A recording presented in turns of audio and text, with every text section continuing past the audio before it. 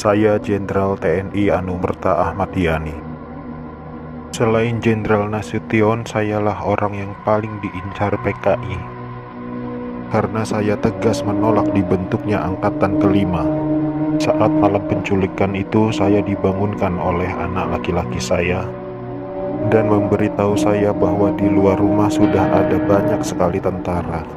Setelah saya bertemu dengan mereka, saya diminta untuk menghadap ke istana. Dan ketika saya berbalik badan untuk mengganti pakaian, tak lama mereka langsung menembaki tubuh saya dari arah belakang. Biarlah saya berkorban untuk negara ini, sekarang giliran kalian.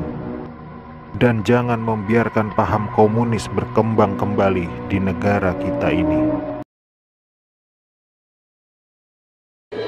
Saya Maijen TNI Anumerta DI Panjaitan.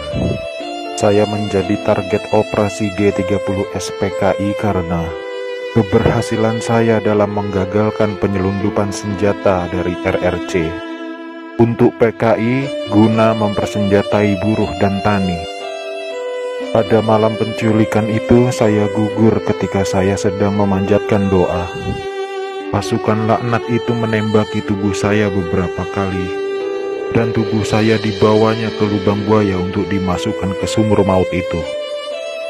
Tapi saya rela berkorban untuk negara dan membela ideologi Pancasila.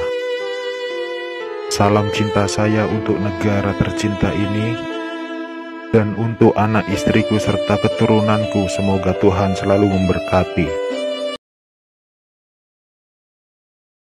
Saya Letjen TNI Anumerta Siswondo Parman, salah satu korban G30 SPKI yang hidup pada saat saya dibawa ke lubang buaya malam itu. Setelah saya sampai di sana, saya mengalami penyiksaan, dipukul, ditembak di beberapa bagian tubuh saya tanpa ampun. Sama seperti halnya Jenderal Yani, saya menolak keras dibentuknya Angkatan Kelima oleh PKI itu. Juga karena saya menolak meneken adanya Dewan Jenderal. Karena itu semua fitnah kejam dari mereka-mereka itu. Saya Aibda Anumerta Karel Satsuit Tubun. Saya satu-satunya pahlawan revolusi dari kepolisian. Pada malam penculikan itu, saya sedang berjaga di rumah Bapak Johannes Laimena. Pasukan penculik itu mengira bahwa rumah Bapak Johannes Laimena adalah rumah Bapak Jenderal Nasution.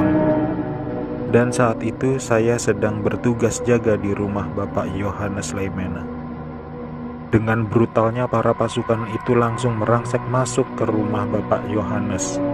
Saya yang mendengar keributan itu segera mengambil senjata saya, dan pasukan penculik itu tanpa ampun langsung menembaki tubuh saya.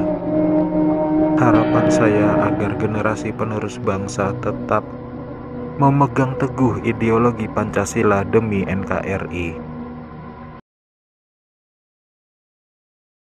Saya Letjen TNI Anumerta MT Haryono. Malam itu pasukan Cakra Birawa datang ke rumah saya dan meminta saya agar segera menghadap Presiden Soekarno di istana. Tapi karena kecurigaan istri saya begitu pula dengan saya, lalu istri saya mengatakan pada pasukan agar kembali pada pukul 8. Tapi permintaan istri saya itu ditolak oleh para pasukan pemberontak.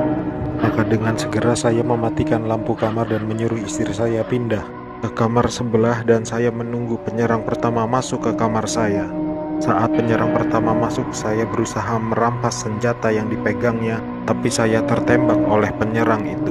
Lalu jasad saya diseretnya keluar melalui pekarangan rumah dan dimasukkan dalam truk yang sudah menunggu di luar rumah untuk dibawa ke lubang buaya dan dimasukkan ke sumur maut itu bersama rekan-rekan saya. Saya Maijen TNI Anumerta R. Suprapto. Awal masa pendudukan Jepang, saya pernah dipenjarakan oleh tentara Dai Nippon ketika saya masih menjadi siswa Akademi Militer di Bandung. Setelah proklamasi, saya ikut berjuang melawan tentara Dai Nippon. Dalam operasi itulah saya berkali-kali selamat dari kepungan tentara Dai Nippon. Tapi ketika terjadi pemberontakan G30 SPKI itu, Saya justru gugur di tangan bangsa saya sendiri karena fitnah keji yang dilancarkan komunis itu. Tapi biarlah itu menjadi penutup rangkaian perjuangan saya demi tegaknya NKRI dan ideologi Pancasila. Lanjutkan perjuangan kami dan jangan beri kesempatan untuk komunis berkembang kembali di negara tercinta ini. Ade mau cerita waktu malam penculikan itu. Waktu malam itu Ade lagi tidur sama papa mama. Terus tiba-tiba mama nutup pintu kamar karena ada tentara yang mau masuk. Terus tiba-tiba Dede udah digendong sama bibi. Dan Dede lihat mama nganterin papa ke arah belakang.